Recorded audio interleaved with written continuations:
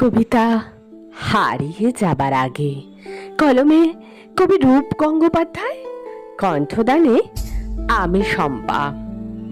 তুমি যখন কথা বলতে বলতে রাখি রাখি বলো, তখন কে যেন এই হৃদয়ের সব শৃঙ্খলা ভেঙে হাতুড়ি মারতে চায় কলম জুড়ে। তুমি যখন বিচ্ছু বলে ডাকো, চুল দাড়ি সাদা হয়ে যাওয়া বুড়োটা তখন হঠাৎই ছোট্ট একটা ছেলের মতো ভাঙতে চায় তোমাকে।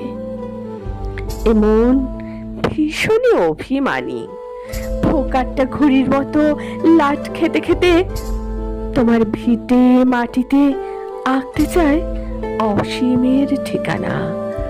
তা তুমি যাই বলো না কেন, ফুরিয়ে যাওয়ার আগে একটা তো কবিতা লিখে যেতে হয় তোমার অস্তিত্বটুকু বজায় রাখতে।